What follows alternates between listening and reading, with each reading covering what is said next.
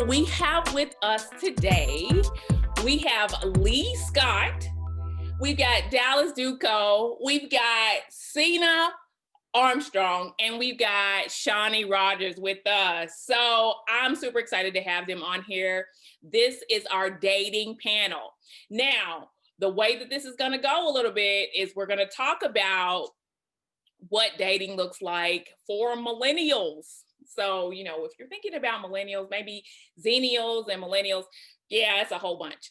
For people that are 18 to my age. But anyway, we won't talk about that, what my age is. Do your homework.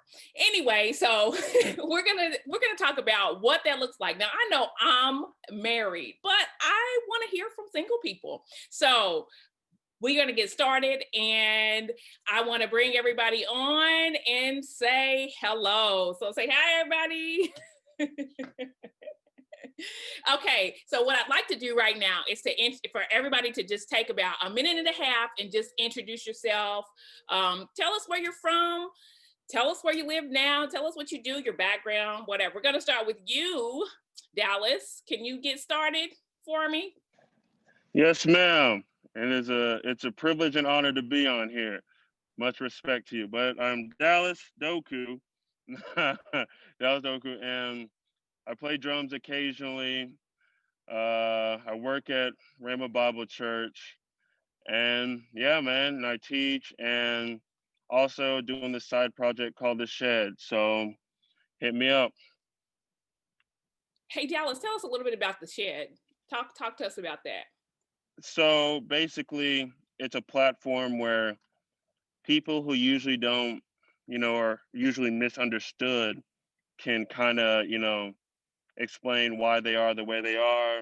And so we can all understand each other and grow together. And then if I understand why you are the way you are, then someone else might have the same story.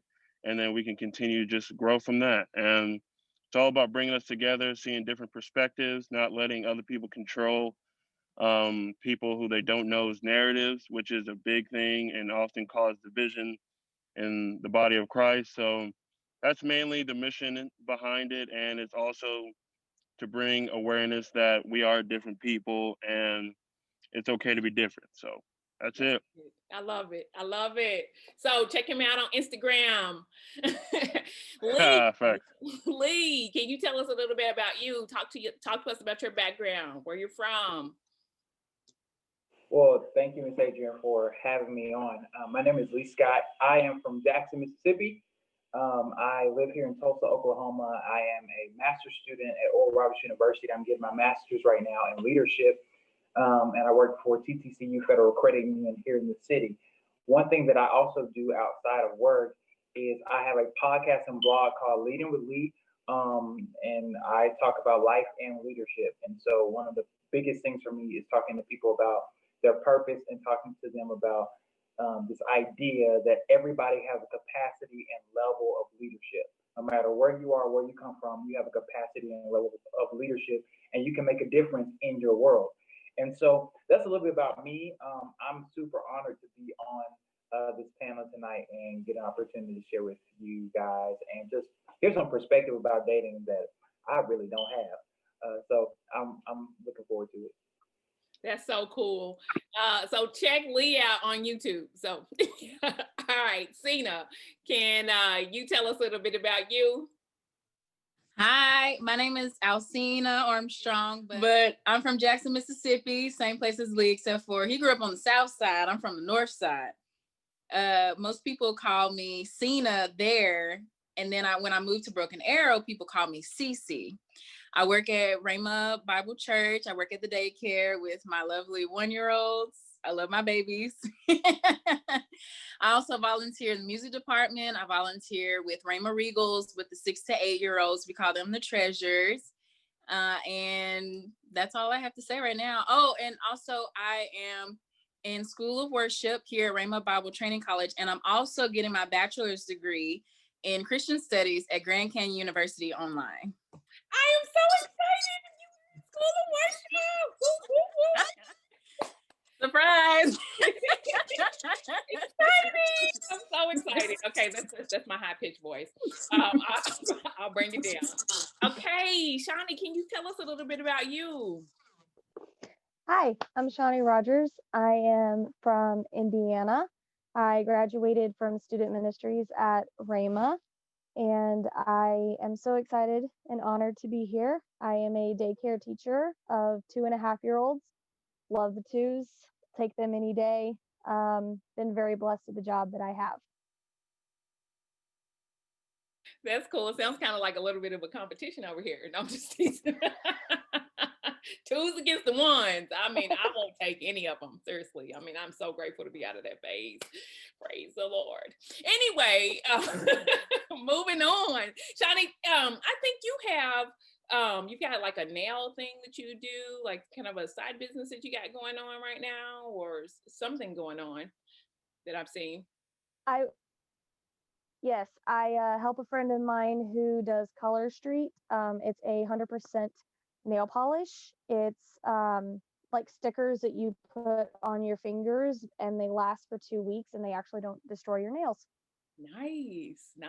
So check her out. She's on Facebook. Check Dallas out. Check Lee out. Cece is on the praise and worship stage at Rhema every Sunday. You can catch her streaming. It's super cool. So excited to be a part. She sings this one song by Corinne Hawthorne. And it's amazing. And then, Dallas, he's on the drums and he's like killing it, so we are excited to have them here. So let's just jump right in. I want you guys to just really just go all in and tell me, what do you think about dating? I mean, what does dating look like in 2020? Shawnee? Well, dating can be challenging, not just in 2020, but also in this day and age.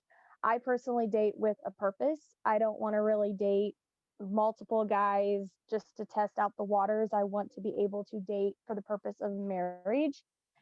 But dating can be hard because everybody's like addicted to their phones and they want to be on it all the time. And instead of actually getting that one-on-one connection that they need, they're getting it with their phones.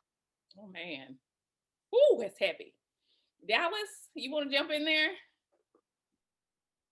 Yeah.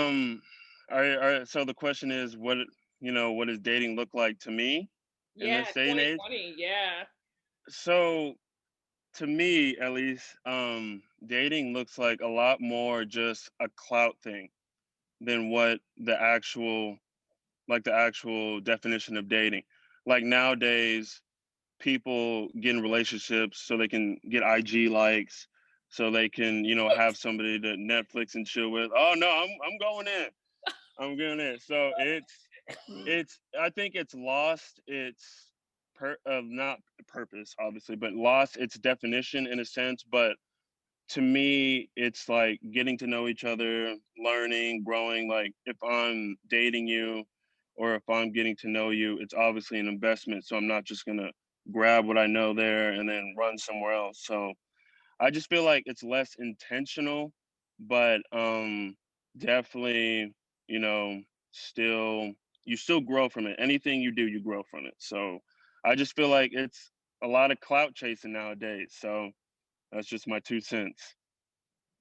I am blown. Clout for IG likes. What? I'm sorry. Okay, so I've been married for this will be 17 years this year. So like this is like mind blowing. And I'm not saying this to like be like, oh, I'm married and too bad for you. But I'm saying like a lot has changed in this time frame. Okay, look, I'm gonna have Cece jump on in there. Tell me what you think. I so far everything that they both have said, I have felt the exact same way. And what I have noticed in my perspective on dating is that people, they don't really, like Dallas said, it's not intentional, but also it seems like they're looking for someone that they think they look good with. It's not really like they want to be with someone because we're on the same path. No, I want to be with you because me and you, we look good together. And I just don't think that that's right. You know, it's like you take God completely out of it. And it's just like, oh, well, I want him because he looks cute. So, and then I look cute and we're going to have cute babies. But it's not like, oh, I want to be with him because he is on the same path that God has me on. It's not like that. That's how I feel about it right now. I almost okay, Lee. I don't want to say nothing. Lee, you gotta tell me. I'm sorry. This is I don't know what to say at this point. So Lee, you gotta tell me. Give me some hope. I mean, they gave. They literally just gave all the tea.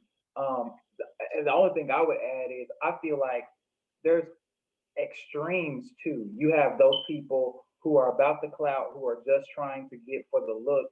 And then the other extreme, particularly in our community as Christians, some people come real hard in their first meeting. They literally come in that thing like, so what do you think about your call? Do you know you're this? Do you like they asking like I want to know what is your 5-year plan for Jesus to come back? Like, are you anointed to be married to me? I'm like, girl, I just met you. I don't. That's not how it works. So we live in a culture full of extremes, and I think that there is a lot of just weird vibes that people are experiencing when it comes down to dating because you're like, do I shoot my shot? And if I do shoot my shot, is this person gonna be crazy and be like, are you the one? Like, let me figure out what's your name first. And then we'll figure out these other pieces that might come along the way. Ooh, that's I'm sorry. I apologize for the laughter. It sounds really ridiculous. I would think that with the years of, just progression, understanding, people having more knowledge and understanding that dating would have gotten a little bit more, gotten better in 2020. So let me put this out there. When you're looking for someone, like what do you use? Like, do you use like just in person, basic like things that you guys do together, church, do you use social media platforms, and which ones do you use? Like, do you use Facebook? Like, how do you meet somebody that you're interested in? Go for it, Lee. Oh, I was about to let Dallas go first because Dallas was clicking the screen. Mm. Feel like you're about to say something for real, for real. All right, Dallas. All right, man. I thought Lee was about to drop the knowledge, man. But I mean, to me, it's more of in person because in this day and age, people act one way behind a screen, but in real life, they act completely different. So if me, and this is just me personally, like if you look cute on the gram, that's all right, but how is she in person? So yeah, church. But the crazy thing is, like, just because you find a woman at church doesn't mean it's, she's it, you know what I'm saying? Like, because some people, not saying everybody, not all women go to churches for a man, but some women just go for a man and literally have no morals, they're literally just there because the man won't treat them like how their dad was treated, or like they have a solid foundation. So my thing is like, meet them in person, meet them at church, meet them at work, and I want to see them in an environment with people. I want to interact. Like, do our personalities clash? Do our personalities like, are we adaptable? And if so, then we proceed. And then you might slide in the DMs a little bit now that she's passed the first test. But I usually go in person, then IG, because like brother Lee said, man, it'd be crazy, man. And it's like I just met you and they're talking about light-skinned kids or they're talking about babies, and you're like, how about what worship song you like? Or how about the message? Not saying all of them are like that. It's just like the select few. So Yeah. Lee, jump on in. Yeah, and to add to Dallas's point, one of the realities about this time is like people get catfished so much. Like it is for me personally. Wait a minute. Do me a favor. For all intents and purposes, and the people that don't know what catfishing is, please tell me what that is. I will explain catfishing the best way I know how. If I don't explain it well, there is a television series on MTV called Catfish. Yes. Go watch videos about it. But basically what catfishing is taking photos or information from an individual that you are not and claiming to be that person, and basically using their image or anything about them to try to garner a relationship with the person that you're talking to on the other side. And so that's one of the craziest things. But catfishing happens a lot. I think for me personally, it's a series of things. When I meet women, I'll like look at their social media, or I'll try to see if we have mutual friends. A lot of times I learn a lot about a person based on who they know. And if I know those people, it gives me perspective about this. But this is something that I just was thinking about as you asked that question, Adrian, is that a lot of times we don't deal with ourselves first before we go into dating situations. And we try to go into dating without self-awareness and without self-care and really dealing with our own issues. So we just try to, we think if we do the external thing, that's going to help us. But the reality is we have to deal with our own stuff first before we actually start to get into the dating pool. Because then you wouldn't be going into these dating situations just strolling your IG or all these things. And, oh, well, she's cute. I guess I'm going to slide into her DMs. Well, you might be thinking, well, she's cute, but because I'm healed and I'm whole right now, let me see some of the things that she says on her post. What, like, am I friends with some mutual, like, you start thinking past just, a simple post or whatever. Good. Shawnee, you want to jump in there? How do you meet people? I'm the same way. I'm more of a personal person. I really don't care about the Instagram, Facebook until I finally meet them in person and then kind of go into that. But one thing that I really like to do is to have them meet me with my friends and them with their friends to kind of see how they act, not just at church, but how they're with their friends.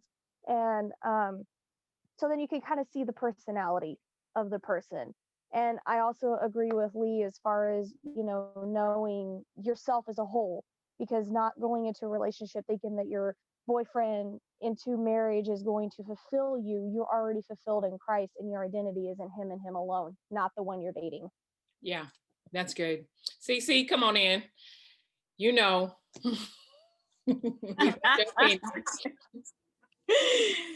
Oh, everything that everybody said, yes, 1,000 times. Yes, it's so true. I am so big on in-person communication, in-person everything. When it comes to like meeting a guy, if I notice that he texts a lot, but he doesn't like want to talk on the phone, or he doesn't like want to talk face to face, that I kind of don't like. But in this new like dating age, that's the norm. And like how I grew up old school. My parents, they grew up in the 60s and 70s, stuff like that. So they're like, we're going to talk face to face. Like that's communication, like, and that's just, sorry, that's just how it is. Now I will go on Facebook and Instagram because number one, women are the best FBI people ever. And they could find out any and everything. I'm telling you right now. But that's after I meet the person, because I want to know what else about this guy can I find out you know, before I even start to think like, okay, maybe this guy is okay. But if I see something like on his IG or his Facebook, who his friends are, what he likes, what he listens to, if it's something that doesn't really agree with me or with my beliefs or anything, then I'm automatically like, okay, maybe I'll put him on the shelf, or I'll just be like, nah, I think I'm good. Yeah. So I'm gonna hit you with this question. I've liked everything that you guys have said. I want to hop back into the whole social media perspective in a minute, but I want to ask about this. Tell me about your worst experience in dating. All right, Dallas. Man, I would say my worst experience is kind of, so everything I started out saying about dating, I went through. Okay. So I would say my worst was hopping into a relationship just so I can take pictures, just so I have somebody to, shoot in the gym with, have somebody to kind of, more, but I didn't really do my research. I didn't really do anything. And I had checks about it. And honestly, like what Lee said, it's crazy Lee said that because I was going to say that later in the show. I was saving all my good nuggets for later, but he took all my joints. So, I mean, what's much respect to you, brother, but still low key salty. But no, honestly, I had a lot of insecurities that I didn't even, I had a lot of walls that I didn't even work through or anything like that. And then I hopped in a relationship and our personalities clashed. Like the only things we had in common weren't like things that you'd want in a relationship. And honestly, it was just it felt like I was clocking in. Like anytime I'd leave the gym or leave work or leave school to go hang out with her, it just felt like, okay, so here's the night shift and, clock in. And it wasn't like I wasn't excited and it was very one side dominated because I wasn't, again, like I had a lot of insecurities. I had a lot of walls up and I wasn't very, I won't say manly, but stern in my decisions and stuff like that. So she would say something and I would just be like, oh, that's my fault. I got to get better than that. Instead of sometimes being like, no, you were wrong in that. So I would say that would be because it messes with your head so much. And then when it ends, you're like, was it my fault? Like, could I have done better? So just to reiterate what Lee said that, even though he stole what I was going to say, like I really should have worked on myself before hopping into something like that. And then I felt sorry for her too because she wasted time with me when she could have been with somebody that could have gave her everything she had. You know what I'm saying? So yeah, just mainly just being insecure and not knowing what I was getting into. Yeah, Shawnee, worst experience. I haven't been on too many dates, but I do know that there was this one guy that him and I had like met at coffee shops before, and we were not anywhere close to being similar in personality, walk, anything. And I wanted the attention of a guy so bad that I would go just to get that attention, to know, oh, he likes me. In reality, I was actually hurting myself and him. And I agree with Dallas, dealing with insecurities within myself first, then I have to move forward. When I was dating, I had the insecurity of liking somebody because they like me, not because I like them. And I found myself in some really bad relationships with relationships that you ever been in a relationship that you don't know how you got in it, or you were just being too nice. That's me right here. One, and I'll say this, I'm just telling on myself. I dated a guy that was 5 inches shorter than me for a long time. I don't like short dudes. So he would want to hold my hand and I couldn't. I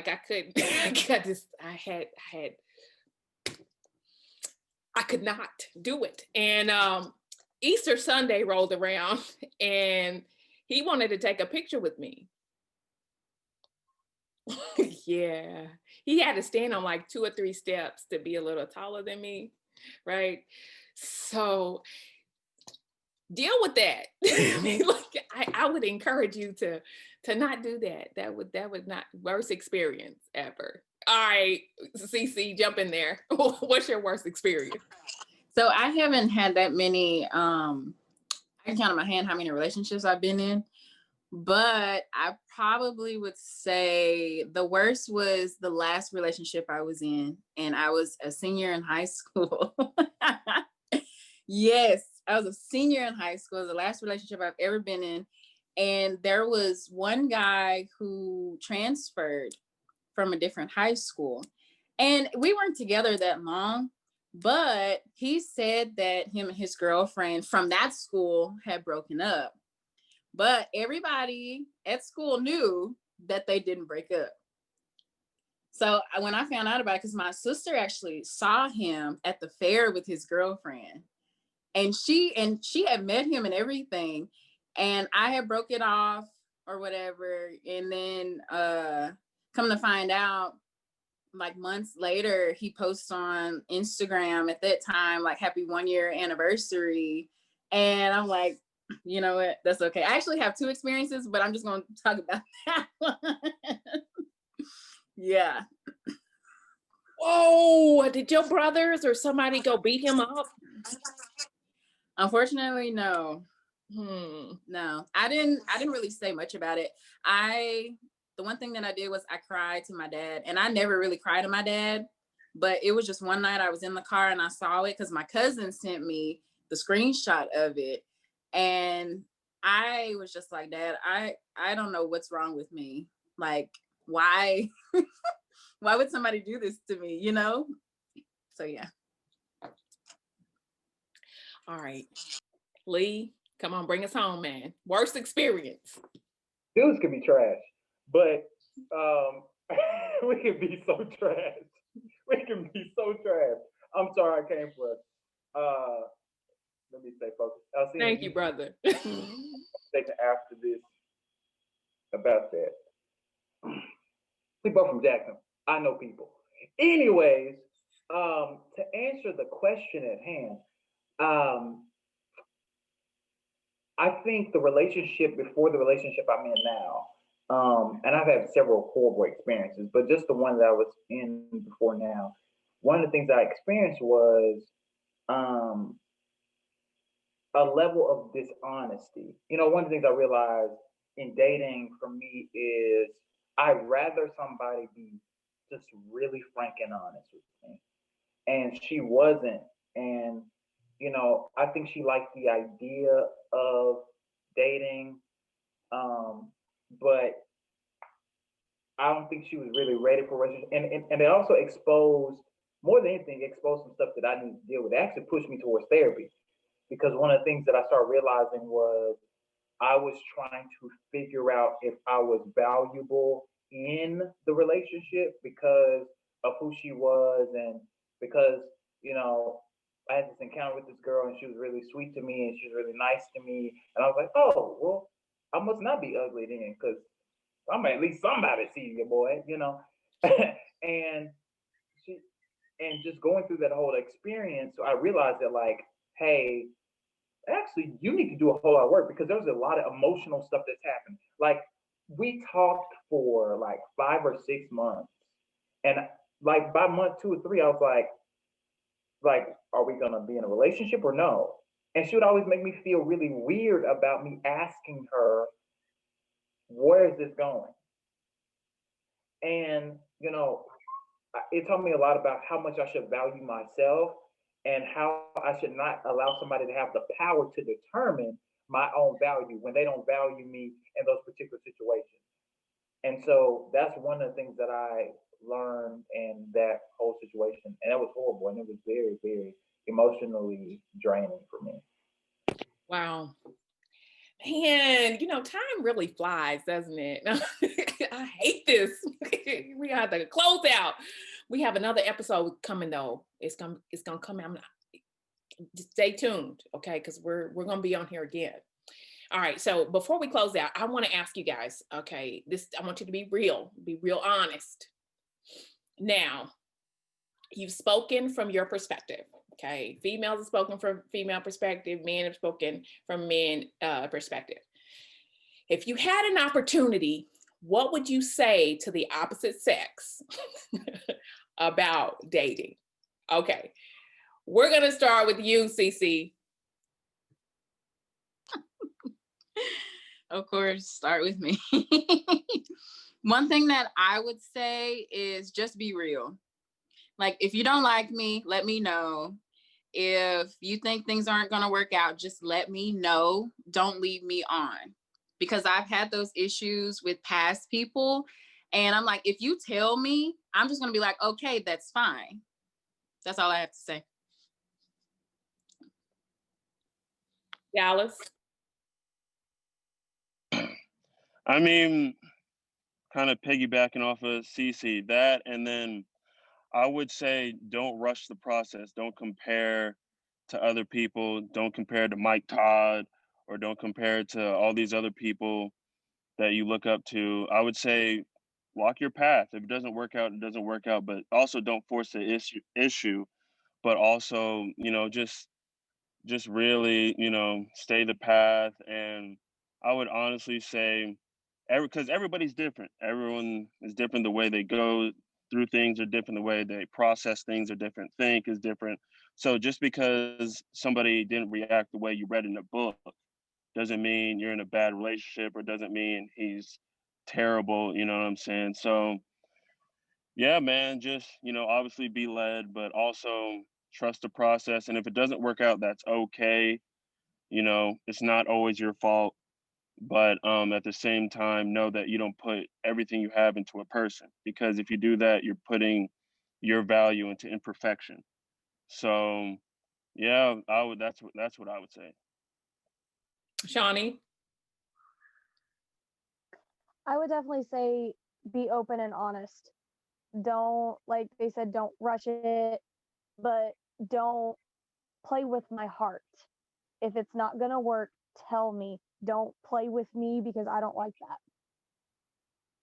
that. Lee, you ready to hit a home run?